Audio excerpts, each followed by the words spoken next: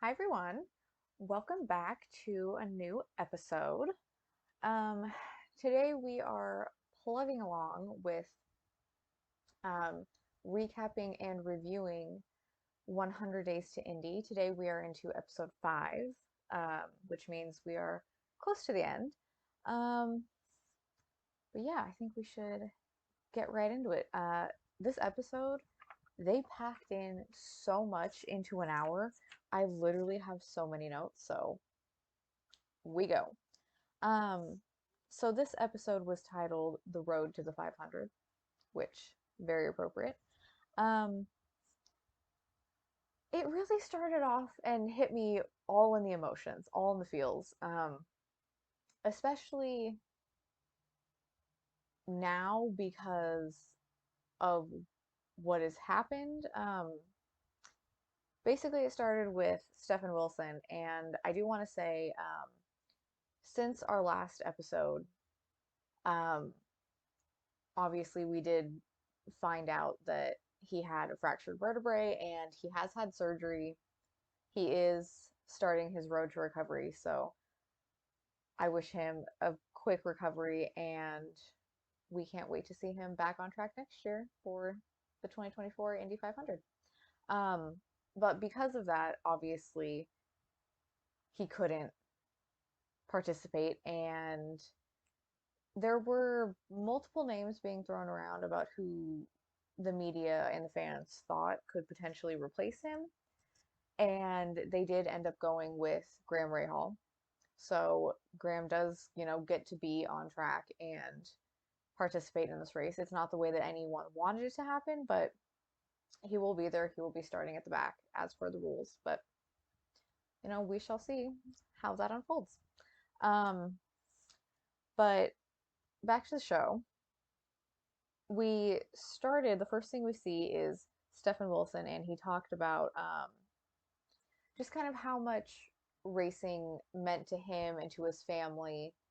And when he was growing up, they would all kind of, huddle around and watch the 500 together, which is something that I love so much because, you know, that's that was like my childhood, and still now I do this um, with my dad. Like, that's just one of our things. So I think it's super cute and super sweet when these drivers talk about their childhoods and it's all like family and racing. Like, I love it. Um, so that was a big deal for them. And then he talks about his brother, Justin, and how much, of a badass he was and how he was his hero. He's like 11 years older than him. So when Stefan was a kid, growing up, as he called himself like a chubby little kid, Justin was already in Formula One and he had started his career and he really just wanted nothing more than to be like him and to be involved in racing. And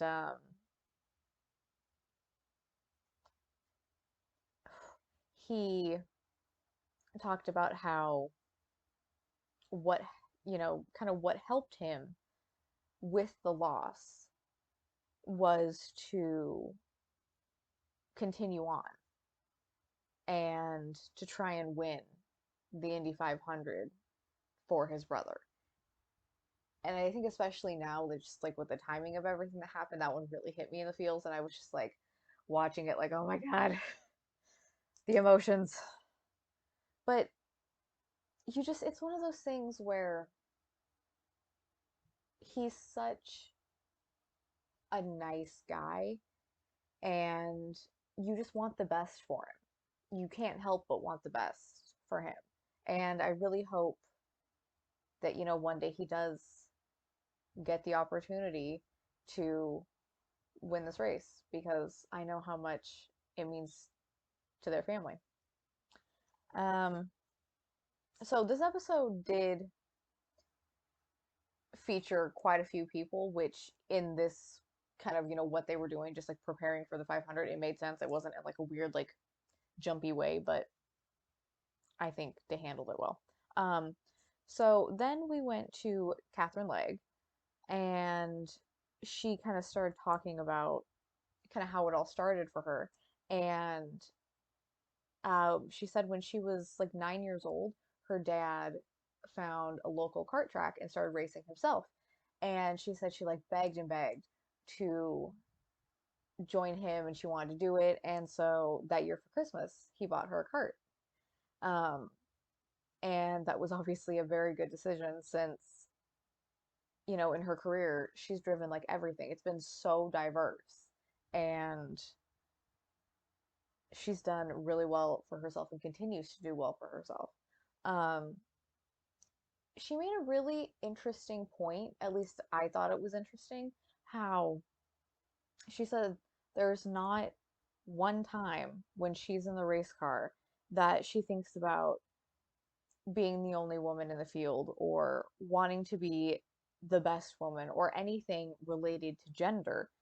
Like everyone around her is just they're all other race car drivers, they're your competitors and the car doesn't know the difference.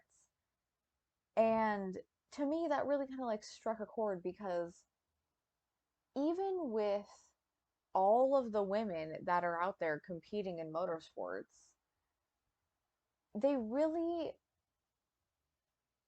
and they try to make it like the media tries to make it like everyone's equal in that way, but then it's also like a pigeonhole, like, oh, it's a fast woman.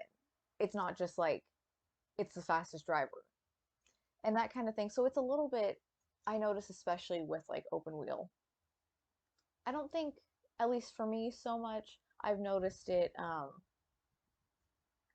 in sports car racing, like maybe just like a little, but not like as much. And then obviously, I come from the world of drag racing where, back to the beginning, the formation of the NHRA and in the 60s, there have always been women. So it's always been widely accepted.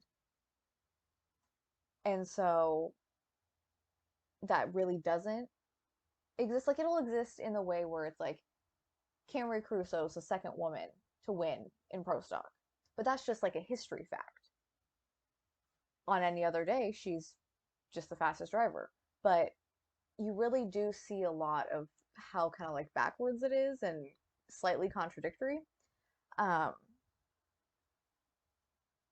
and especially we're not even getting started with the whole F1 debacle um, with female drivers.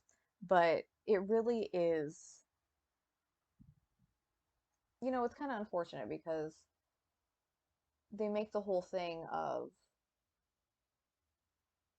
wanting to say that it's accepted and they want more diversity and more women on the grid, but then you kind of go and make it like it's a special thing and they don't get treated like every other driver. So it's kind of like, what's the point?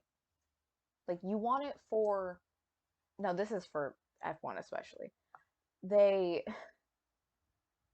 they want it for optics, right? Like every time they go and create like a new series, like the W series, that was so backwards from the beginning.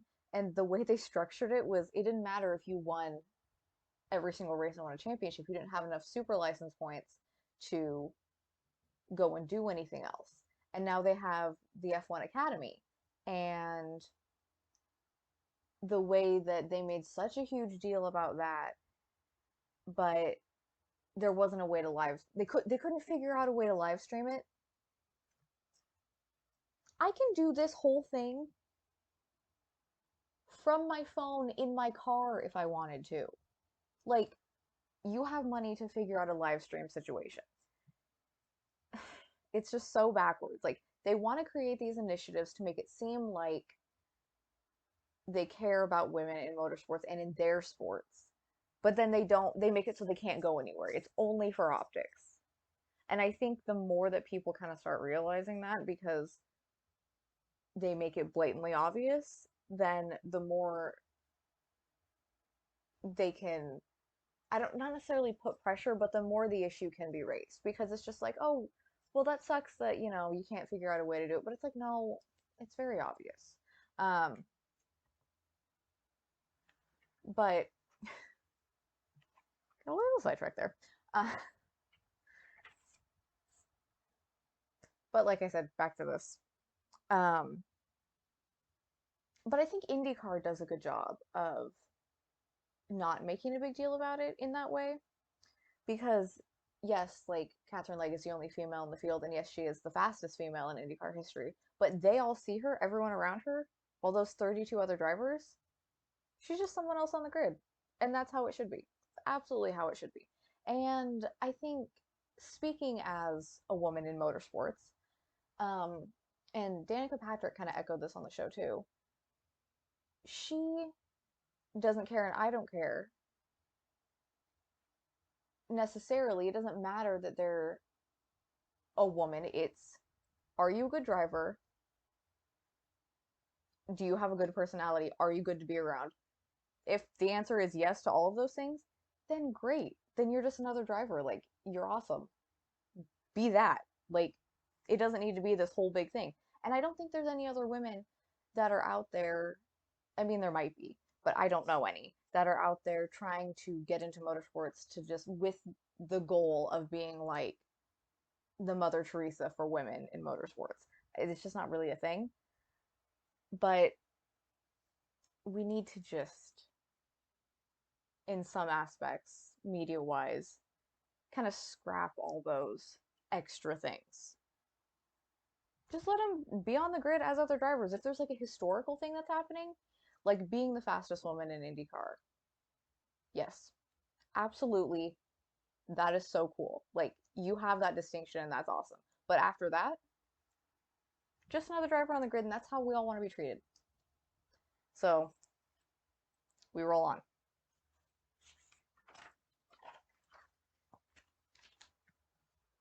Okay, so from her segment, we went back to Stefan Wilson, and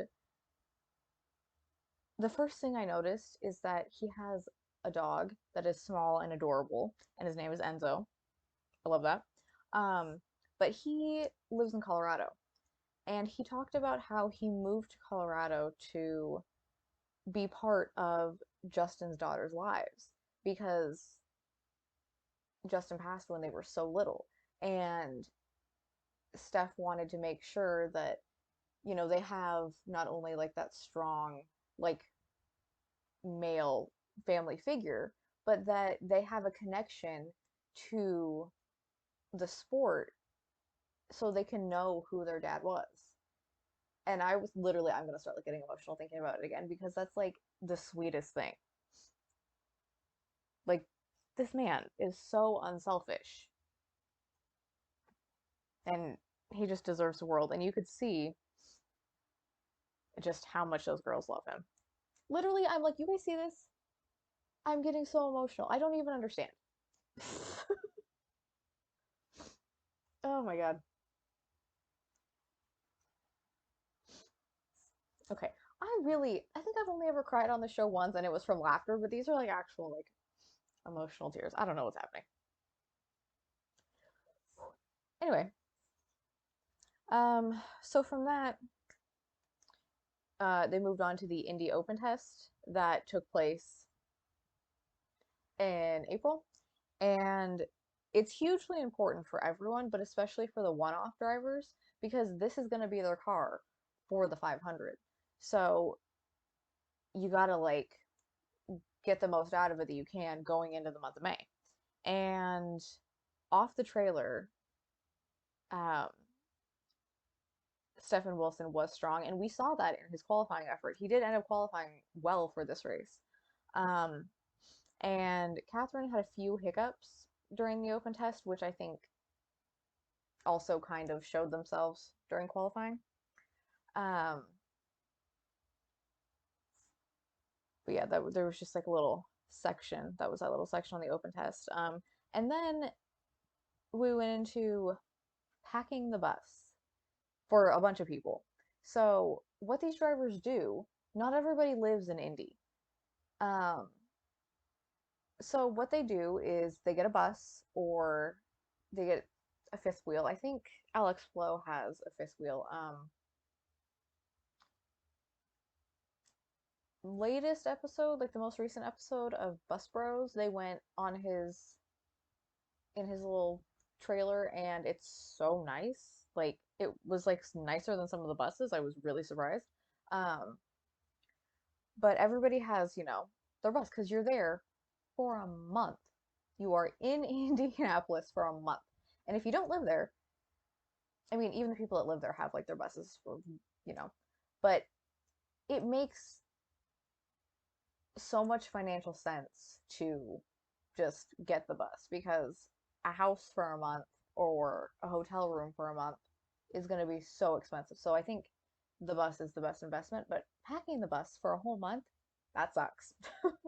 Like packing sucks no matter what, but when you got to take like everything, um the first person we saw doing that was Scott McLaughlin. And he literally was like, I hate this. This is the worst part of the month. And he was that typical, like, ugh. And his wife Carly was like, oh my God, you're so dramatic. But I think their interactions are really cute. Because it's just like, it is so much. Like, I understand both sides of that argument. Um, it was really funny to me because he was like, grabbing all the clothes out of his closet and he they were talking about how he can't dress himself and she was like, yeah, he wears like four shirts. He owns more than four shirts, but he will only wear four if he dresses himself. And how they both couldn't imagine what it would be like if he did dress himself, like how bad it would be, which is just so relatable, I think, for a lot of men. But the fact that they have put a spotlight on these like relationship moments in the show. I've said it like every single episode, but I think it's great. Like it's the human side and people want to see that stuff. Um Scott then talked about how this year going into the 500 he has more of a chilled approach because he said, you can get lost in watching highlights of the past and trying to do all these things, but he feels more relaxed. He felt like Barber, and that win came at the right time for him. And as he was, packing his bus with his father-in-law, his father-in-law said he thinks that it's going to be a great run for Scott. So we shall see. I'm down for it. I like Scotty Mac. Um, let's see. Okay, so from there we went to Willpower, who again, packing. That man packs so much stuff. Like he packed a literal drum kit. Like I get that you want to have stuff to do, and like Colton Herta also is the drummer in a band, but like who thinks to pack a drum kit? Like I swear that's like only a Willpower thing. And he talks about it on his Twitter. He absolutely does. Um, it was also great to see that Liz, his wife, was packing up with him because she hadn't been to any of the races this season, but she is back almost in full health. And to see her able to leave the house and go out and, be by his side again, that was really sweet. Like, I'm super happy for her that she's had a good recovery and she's able to, you know, get back to life and to being able to be there for her husband. Um, One of the funnier segments I thought was we saw the Arrow McLaren teammates, so TK, Rossi, Pato, and Rosenquist. They were wakeboarding, which is not an easy thing to do. I'm like a bad swimmer, so I'm kind of like bad at water sports, but wakeboarding is hard. Um,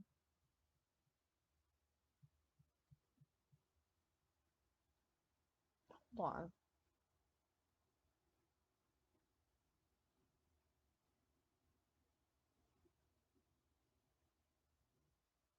There are aggressive noises happening outside that really like I was really trying to figure out what that was. I think it was garbage cans maybe because today was garbage day. Either that or fighter jets? Might have been garbage cans, hard to tell. Which sounds like a stupid thing to say, but everyone around here has like multiple cans. But that was just so aggressive. It took me really off guard. Um, so wakeboarding, hanging out. Um, they all talked about because one of the things that you don't necessarily see a lot of with all the teams, like you see it with certain teams, like the Penske drivers, um, but you don't always see the team dynamic. And to see the team dynamic for Arrow McLaren, the fact that they all get along so well, I love it. And they were all talking about how they have so much fun together. And Pato said they've been on boys' trips. Um, and Rosenquist said that it's like a family feeling, which you don't always get with a team and your teammates. So I thought that was really cool. Um, they kind of talked a little bit about like personalities and stuff. So Pato said he brings out like the fun side in Felix because they're opposites. Like Rosenquist is really quiet and Pato is really not. And then um Felix said how Rossi is, because Rossi kind of has, that exterior where he'll be a little bit stone-faced or he won't give you a lot, but once you kind of like get past that, you can kind of see. But Felix said he's a great guy and he's really funny. And I've had some interactions with Rossi that left me laughing, so definitely can co-sign on that one. But then Rossi said that he and TK are actually very similar, like personality wise, and people in the past have liked to call them assholes, and they've bonded over it. And honestly, I could not stop laughing. As someone who knows TK, I'm like, yeah, that tracks. Like, we've been friends for like almost 3 years, but from the outside, and even sometimes when you get into like petty shit with your friends, you're like, that's such an asshole, like this fucking guy. But that was just the funniest thing because I understand that so much. Because admittedly, people think that about me sometimes too, because I do kind of have a resting bitch face and I don't give a lot away. Like, you guys see a different side to me because it's just like, it's, streaming Kira. Like, I'll get into some things and I'll say some shit, but in the real world, if you're meeting me for the first time, I or you don't know me very well, a lot of people definitely think that because, I'm just kind of face is my face and I don't give a lot away. um, but yeah, I thought that was great. Like, sometimes there is no better bonding with someone than being like, hey, people think we're assholes. But not in like a sadistic way, but like in like a funny way. Um, so yeah, great, I think 10 out of 10 segment with the Arrow McLaren drivers. They're all great guys, great personalities, and keep an eye on them during the 500 for sure. Um, let's see. Then we had a little RLL segment back at Rahal Letterman Lanigan with Christian Lundgaard. And y'all might have noticed how he has what I can consider to be a god awful mustache going on right now. And there was part of me that wondered if he was trying to like Big Daddy Don Garlitz's situation, which, if you don't know, back in the day, Garlitz said that if he won Indy, if he won the U.S. Nationals, he would shave it off. And he did. He won, and he shaved it all off in the winner's circle. And it turns out that is exactly what he's doing. Christian Lundgaard made a bet with his friend. They had a deal, and until he wins a race, he is not allowed to shave it off. And he said in a way that was like good for him because it gives him something like extra to push for and race for. But they were in there doing like sim, like work in the sim, and one of their trailers is it backs up to the sim, like the side of it, and it had, his face on it and Graham's face on it and Jack Harvey's face on it. And that mustache is prominent on that thing, and he's like, there's no way that they didn't like make it darker. And it definitely looks, like they did, because you can tell like on him on one side it's like a little bit light just on the end, but he kept saying like there's no way that they didn't make it darker, which I thought was really funny. Um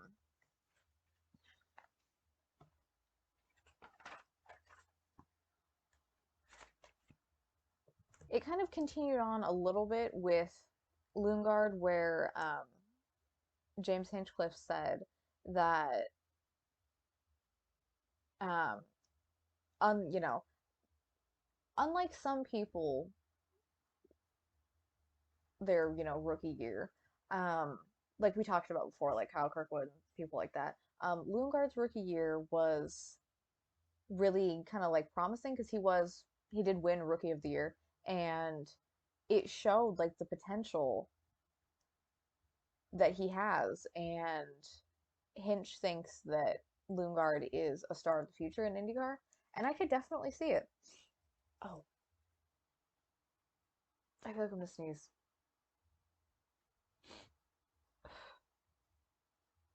No, it's gone. Oh my god. Ooh, I'm in my eyes water and everything. Um, yeah, I definitely agree that what we've seen from him definitely potential to have a big career, a good career. Um, from there we went to the race week because they had the IMS road course, the Grand Prix. Lundgaard was on the pole for that, which was exciting. Um, I showed qualifying, showed him getting on the pole, all that. And then their little like pre race day thing, they were in the Penske hauler where Will Power and Joseph Newgarden were hanging out before the race. And Will Power's American accent. Oof. um, Newgarden was like, that is the worst American accent I've ever heard. It wasn't the worst I've ever heard, but it was incredibly funny to me. It was just, he was going for it and it was amazing. And Will Power is such a gem. This new chilled out Will Power is like so funny. And the fact that he's letting people see it more, love it. Um, so then they did like the little section on the race, the highlights. I said this in like the first episode, I think. I really appreciate how they do the race coverage because it is like watching like the highlights. If you would go on YouTube and watch the highlights, it's really well done, and I like the way they incorporated it. Um, but in the end, Alex Palou was the winner with Pato in second and Rossi in third. And that means that we've had 5 different winners in as many races this year, which proves what I've been saying that IndyCar is really like at the top of its game right now. And I mean, it's everything you kind of want from an open wheel series. Like, they're doing it. And this is an exciting time to be an IndyCar fan, and everyone should be watching because it's so much fun. Um, I also think the momentum that came from that win was huge. It carried over because Alex Palou is the pole sitter for the Indy 500. So it's kind of like everyone's been saying all year. Oh my God. Been saying all year. I'm like dying today or something. I don't know what's happening with me. I think it's the weather change. Um, yeah, momentum this season has been huge. That kind of wraps it up, like episode wise. The finale, the final episode, at least for now, I don't know if they're actually continuing to go on because there were rumors that they might continue on with it past the 500. I don't know. But at any rate, the finale episode, Thursday, June 8th, 9 p.m. on the CW. Um, you can watch all of the 100 Days to Indy episodes on the CW app. And last night's episode is streaming for free today. No one heard that. I didn't forget to mute my phone today. Whoopsies. Um, but yeah, I think we are in for a fantastic Indy 500. It's gonna be really exciting because there's so many, like, I mean, 5 rows deep. Realistically, there's anyone that could win, and then there's some wild cards at the back. Um, I heard that the flyover, which I think I've said this on the show before. Um, I've been going to air shows since I'm 4 years old, and I know what a good flyover should be, and there's nothing better than a good flyover. So I'm excited for the flyover for this race. I heard it's F-16s, and that's always a good time. So looking forward to that. Oh, to catch you guys up, if you didn't see the last episode, Emo and I made our Indy 500 predictions, and um, I let us have three just because it is the 500 and anything could happen. So her picks were Grosjean, Rosenquist, and she wanted a party pick, like a spicy pick. So she picked Marco Andretti. Um, Mine were TK, obviously, because friendship, and in his last Indy 500, I would love to see him win. Um, Pato and Dixie. It was so hard for me. It's on our YouTube channel, the last episode. Um, it's actually it was ended up being 2 streams. Um, but it's on our YouTube channel. I had such a hard time with my last pick because there's so many people that it could be. But I went with Dixie just, kind of because, but I struggled with that one.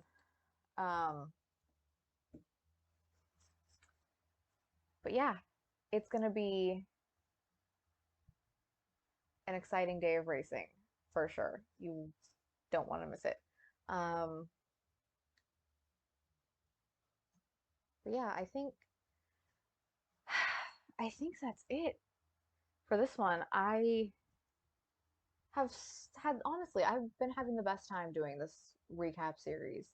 I'm really glad that they decided to do a show like this because it's really shown a great light on the sport, and they, like, they couldn't have picked a better time, a better season to make it happen. It's been very exciting. Um, but yeah, I will be live tweeting all of my thoughts during the 500. So if you don't follow me on Twitter, follow me on Twitter. We'll chat during the race if I can stop pacing. um, let's see. Do we have a command for that? Is it that one? Is that one? All my social media is there. But yeah, Indy 500 in just a couple days. Super exciting. Um, one more episode left in our review series, so looking forward to all the things. thank you guys so much for hanging out and following along. Um, we're really excited for things that we have planned for some future episodes. And yeah, it's going to be good.